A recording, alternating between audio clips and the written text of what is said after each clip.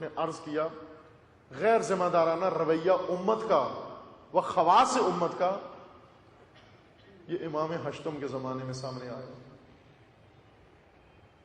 فرصت نہیں میں آپ کی خدمت میں اس کو تفصیل سے بیان کروں. کیا دردناک زمانہ امام ہشتم کا تھا. کیا ہوا امام ہشتم کے زمانے میں, کس طرح سے جو ظلم بنو امیہ نے کیا وہ تو سب جانتے ہیں, سنا ہے, لیکن جو ظلم بنو عباس نے کیا, جو ستم روا رکھا خصوصاً امام ہشتم پر, اور امام ہشتم کے ارد گرد جو لوگ تھے جو انہوں نے غیر ذمہ دارانہ رویہ اختیار کیا, بہت دردناک زمانہ ہے یہ بھی, بہت دردناک زمانہ. یہ وہ زمانہ تھا کہ جب امام کے سامنے, امام کے اپنے پیروکار اٹھ کے امام کے سامنے کھڑے ہو گئے, غیر ذمہ دار لوگ, مذہب بنایا امام کے مقابلے میں, فرقہ بنا لیا امام کے مقابلے میں. علی ابن حمزہ بطائنی امام ہفتم کا نمائندہ, جس کے پاس خمس جمع تھا امام کا, امام ہشتم نے منصب امامت پر فائز ہوتے ہی اس سے مطالبہ کیا کہ وہ ہمارا حق جو تو نے جمع کر رکھا ہے وہ ہمیں دے دے. اس نے امام کو امام ماننے سے یہ انکار کر دیا, تو اب میں اب کو امام ہی نہیں مانتا, اور ایک نئے مذہب کی بنیاد رکھی فرقہ واقفیہ. اس نے یہ عقیدہ مشہور کر دیا کہ امام ہفتم شہید نہیں ہوئے, امام ہفتم زندہ ہیں, پردہ غیبت میں چلے گئے. یہ وہی فرقہ ہے جو بعد میں بڑھا, اور امام ہادی علیہ السلام نے اس کو کہا یہ فرقہ ممتورہ ہے, یہ وہ ناپاک فرقہ ہے. ممتورہ اس کتیا کو کہتے ہیں جو بارش میں بھیگ جائے اور پھر لوگوں کے اندر, کمرے کے اندر داخل ہو کے اپنے بدن کو جھٹکے اور ارد گرد کی ساری فضا کو نجس کر دے, اس کو ممتورہ کہتے ہیں. مطر بارش کو کہتے ہیں. امام نے فرمایا یہ وہ پلید فرقہ ہے, ممتورہ ہے, یعنی اس نجس کتیا کی طرح ہے جو اپنے پلید افکار مومنین کے اندر آ کر جھٹکتا ہے. آج ایک نہیں ہزاروں ممتورہ مسلمانوں کے اندر اور تشیعوں کے اندر پیدا ہوئے ہیں جو اپنے پلید افکار کو جھٹک رہے ہیں اور ساری فضا کو نجس اور آلودہ کر رہے ہیں.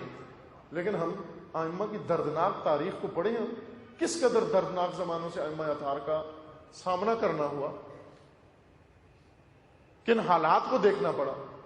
اندر ممتورہ پیدا ہو گیا, اور بعد مامون نے گماشتے بھیجے مدینہ, علی ابن موسیٰ رضا کو مدینہ سے لے کر خراسان آ جائیں. یہ پہنچ گئے یہ لوگ, جا کر جب انہوں نے حکم نامہ سنایا, امام نے اپنے اقربا کو جمع کیا اور فرمایا میرے لیے سوگواری کرو, میرے لیے عزاداری کرو. ابھی امام خود زندہ ہیں, ابھی درجہ شہادت پہ فائز نہیں ہوئے, زندہ ہے, اور فرمایا میرے لیے گریا کرو, میرے لیے آہو بکا کرو. کیوں آہو بکا کرو؟ اس لیے کہ یہ آہو بکا سن کے امت کو پتا چلے, احساس ذمہ داری کریں. یہ عزاداری ذمہ داری کا درس دیتی ہے.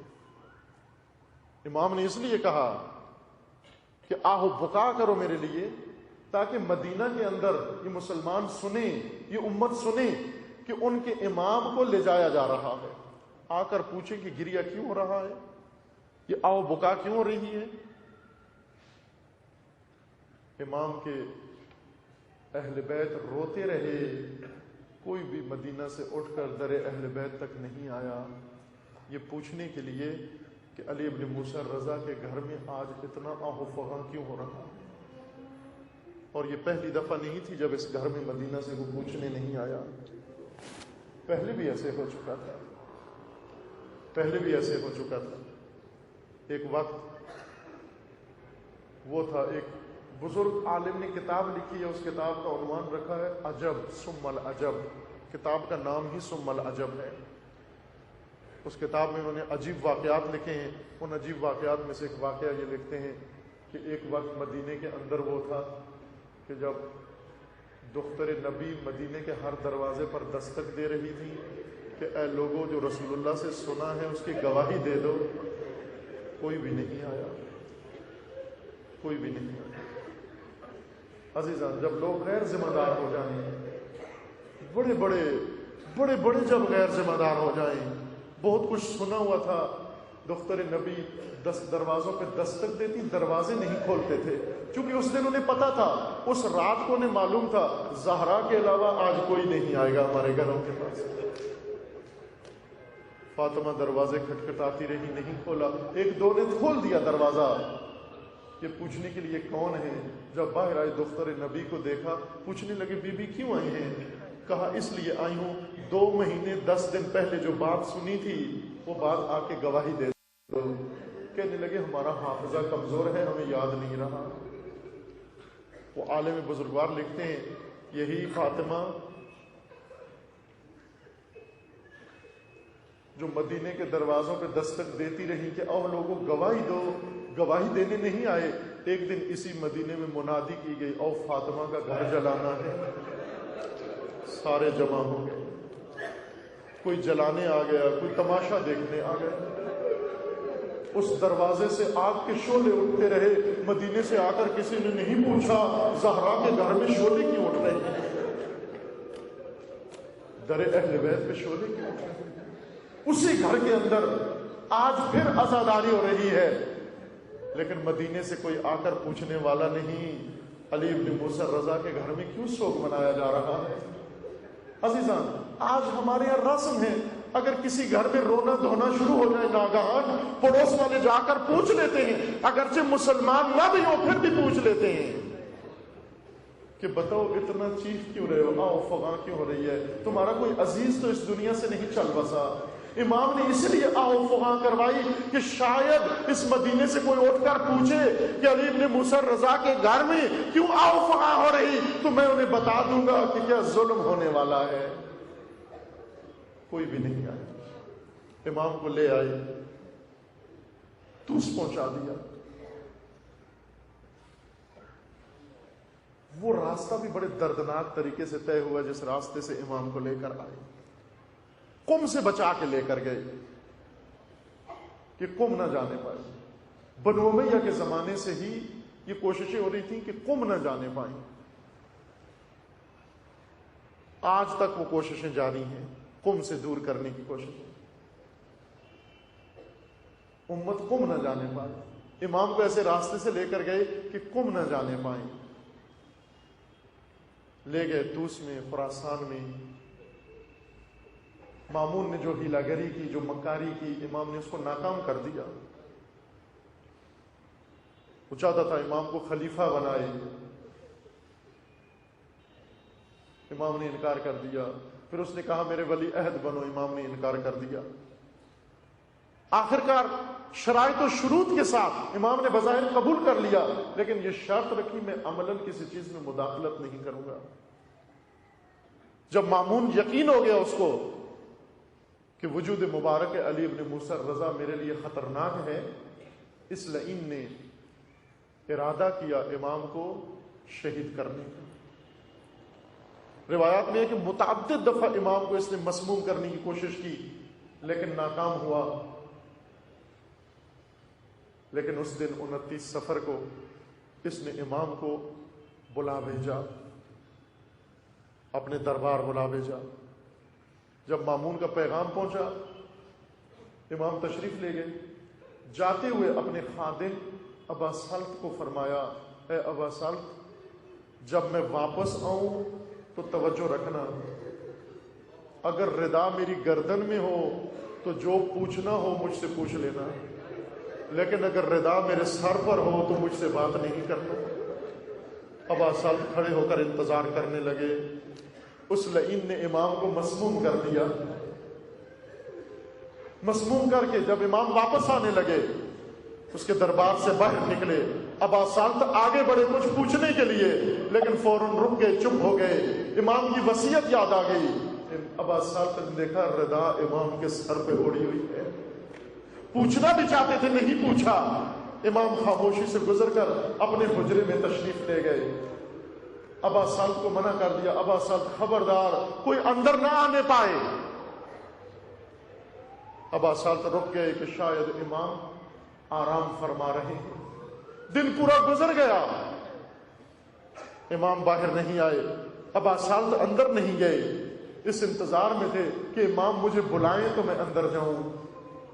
جب بہت وقت گزر چکا، ابا صالح کو حجرہ امام میں کسی انسان کے ہونے کی موجودیت کی خبر ملی، اطلاع ملی کہ اس حجرے کے اندر کوئی شخص ہے جو آ رہا ہے۔ کسی کے گھومنے کی علامتیں نظر آئیں۔ ابا صالح کو احساس ہوا کہ میں یہاں پہرے دار ہوں، میں نے کسی کو اندر جانے نہیں دیا، میں دیکھوں تو اندر گیا کون ہے۔ ابا صالح نے دروازہ کھولا، دیکھا ایک نوجوان حجرے کے اندر موجود ہے، امام اپنے تخت پر اور یہ جوان حجرے میں موجود ہے۔